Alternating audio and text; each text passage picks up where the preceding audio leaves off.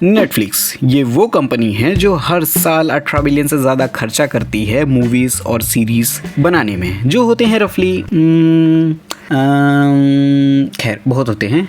ये पैसे जाते हैं मूवी के प्रोडक्शन, एक्टर्स की fees, director, VFX, shooting, marketing, rights का लफड़ा, डिफरेंट कंट्रीज के लॉ, रूल्स, रेगुलेशन और कंटेंट को उनके लोकल लैंग्वेजेस में डब्ड करने में। मतलब जहाज पे झाड़ू कटका और सफाई करने वाला। ये क्या मदद करेगा? मदद कर सकता हूँ क्योंकि इस जहाज की मालकिन मेरी सबसे अच्छी दोस्त है। तो इतना सारा खर्चा करने के बाद सवाल है, नेटफ्लिक्स कमाता भी है, और अगर हाँ तो कितना? जो बताने से पहले, आज जो कंपनी 18 बिलियन फूंक दे रही है सिर्फ और सिर्फ कंटेंट बनाने में, एक टाइम ऐसा भी था जब ये अपनी पूरी कंपनी बेचने निकले थे।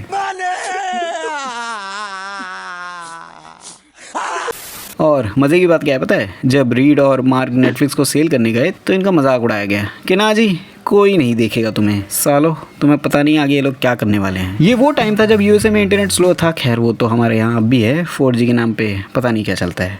नेटफ्लिक्स जिसने 1997 में शुरू किया था घर घर जाके डीवीडीज बेचना, अब वो ईयर 2000 आते आते पता ही लॉस में चली गई। सेम प्राइस में लोगों को डीवीडी घर तक पहुंचाना, कोई डीवीडी वापस करता तो कोई रख लेता तो कोई साला तोड़ के वापस देता, और इन सब के बावजूद मार्केट में सस्टेन करने के लिए उन डीवीडीज का प्राइस चीप रखना, जो नेटफ्लिक्स को महंगा पड़ रहा था। और उस लॉस के कारण जब वो उस वक्त की सबसे बड़ी कंपनी ब्लॉकबस्टर, जो कि वो भी डीवीडी रेंटल सर्विस देती थी, और उनके 9000 प्लस डीवीडी स्टोर्स थे, हाँ दुकानें थी 9000 से ज्यादा, साला ये तो जेठालाल से भी बड़े बिजनेसमैन निकले। और नेटफ्लिक्स के फाउंडर्स ने नेटफ्लिक्स को $50 मिलियन में सेल करने का ऑफर रखा, लेकिन उनके एग्जीक्यूटिव्स ने क्या किया पता है? सीरियस नहीं लिया उनको, और ओवर स्मार्ट बन के उनपे हंसते हुए कहा, कौन ही ऑनलाइन मूवी खरीदेगा, हैं कौन खरीदेगा, कोई है? सालों रुको तुम लोग, और ऑफर रिजेक्ट कर दिया। बस वही ब्लॉकबस्टर ने गलती कर दी, डील कर लेनी चाहिए थी, बिकॉज उसके बाद जो हुआ ना वो सब बदल के रखने वाला था, क्योंकि भारी मिस्टेक हो गई थी इनसे। जिसके बाद नेटफ्लिक्स ने कहा चलो अब हम सब लगा देंगे इस कंपनी में, देखते हैं क्या होता है। फिर शुरू हुआ नेटफ्लिक्स का मास्टर प्लान, और उस वक्त जो बाकी रेंटल कंपनीज की कमियां थी उसे नेटफ्लिक्स अपनी ताकत बनाते हुए डीवीडीज को होम डिलीवरी करता गया। जहां बाकी लोग पर डीवीडी चार्ज मारते, वहीं नेटफ्लिक्स ने लॉन्च किया मंथली सब्सक्रिप्शन मॉडल के एक सब्सक्रिप्शन में जितने चाहे पिक्चर देखो घर बैठे बैठे। जहां बाकी लोग लेट फीस चार्ज करते हैं, वहीं नेटफ्लिक्स कहता है अगर 20 को वापस करना है और किसी वजह से तुम 21 या 22 को रिटर्न करते हो तो कोई लेट फीस नहीं, माफ। साथ ही कोई फालतू के हिडन चार्जेस भी नहीं, और एक ही सब्सक्रिप्शन में अनलिमिटेड मूवीज। फिर क्या धंधे का उसूल है, जहां ज्यादा अच्छी सर्विस मिलेगी जनता वही जाएंगी, और वही हुआ। यूएस के सभी नागरिकों ने नेटफ्लिक्स का सब्सक्रिप्शन लेना शुरू कर दिया, और ब्लॉकबस्टर की सेल कम होने लगी। और हंसो बनो और स्मार्ट, बोला था ले लेनी चाहिए थी डील। और धीरे धीरे बिना किसी फिजिकल स्टोर्स के नेटफ्लिक्स अपने सब्सक्रिप्शन मॉडल के साथ पूरे अमेरिका जिले में फैल गया। कैलिफोर्निया का बच्चा नेटफ्लिक्स पे डीवीडी मंगा रहा था। साथ ही अभी भी ब्लॉकबस्टर जैसी कंपनीज मार्केट में डीवीडी बेच रही थी, पर ज्यादा देर नहीं, क्योंकि 2007 में नेटफ्लिक्स ने लॉन्च किया स्ट्रीमिंग सर्विसेज। यानी कि अब लोगों को डीवीडी भी खरीदने की जरूरत नहीं है, डायरेक्ट वेबसाइट पे जाओ, आईडी पासवर्ड डालो और शुरू हो जाओ अमेरिकन पाई देखना।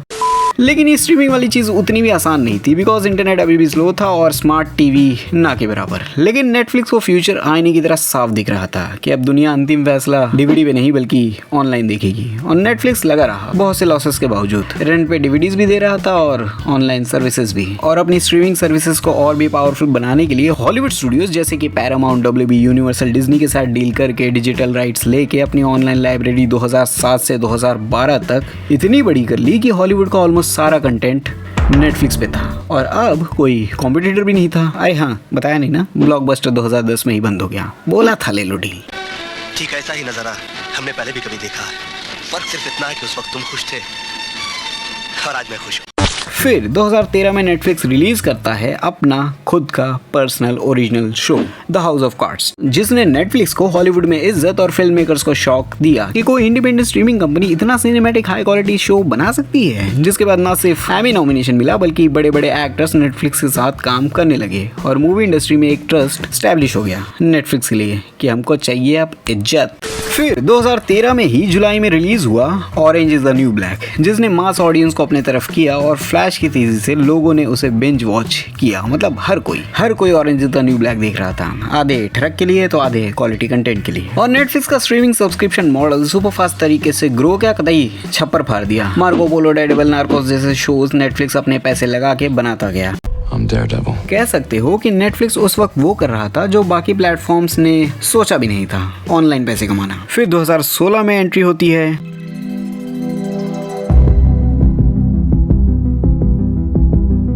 स्ट्रेंजर थिंग्स की, जो शुरू में तो उतना तगड़ा चला नहीं, लेकिन जैसे जैसे उसके सीजन्स आते गए ऑडियंस पगलाती गई और नेटफ्लिक्स अलग ही ऊंचाइयों पे बढ़ता गया। और आज के टाइम पे सिर्फ और सिर्फ स्ट्रेंजर थिंग्स से नेटफ्लिक्स को 3 बिलियन व्यूइंग आवर्स हैं, सिर्फ और सिर्फ 4 सीजन से। 5वें के नंबर्स तो अभी तक आए भी नहीं है। जिसके बाद सब्सक्राइबर्स आते गए और नेटफ्लिक्स ऐसी ऊंचाइयों पे पहुंच गया कि बाकी स्ट्रीमिंग एप्स उसे देख भी नहीं पा रहे थे, तो चद्दर कहाँ से खींचते हैं। जिसके बाद 13 Reason Why, Dark, You, Witcher, Money Heist, Squid Game, Wednesday, One Piece, Avatar, 3 body problem, एक के बाद एक टाइटल जुड़ते जा रहे थे। और नेटफ्लिक्स वो करने में कामयाब हो गया जो बाकी स्टूडियोज करने में हकमुद दे रहे थे, एनिमे को लाइव एक्शन में अडैप्ट करने में। वन पीस, अवतार जैसे शोज बना के जिससे फैंस या ऑडियंस ने एक्सेप्ट किया, जो बहुत बड़ी बात है इस डिपार्टमेंट में। बिकॉज अब तक बहुत से लोगों ने कोशिश की पर एनिमे को लाइव एक्शन में पुल ऑफ नहीं कर पाया। अरे खुद स्टार्टिंग में नेटफ्लिक्स फेल हुआ।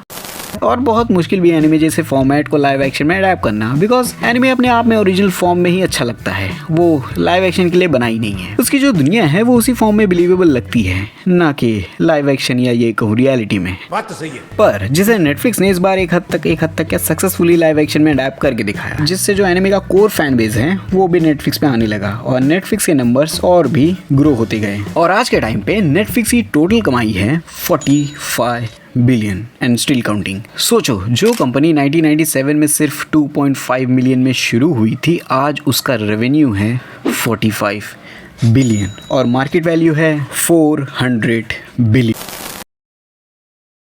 ये कुछ मैंने नया ट्राई किया। अगर वीडियो अच्छी लगी हो और अगर चाहते हो कि ऐसी ही वीडियो मैं और भी कंपनीज पे बनाऊं, तो ज़्यादा कुछ नहीं, कमेंट करो मोर। और अगर वीडियो पे रिस्पांस अच्छा रहा तो हम और भी ऐसे स्टूडियोज़ पे बात करेंगे, व्हाई नॉट।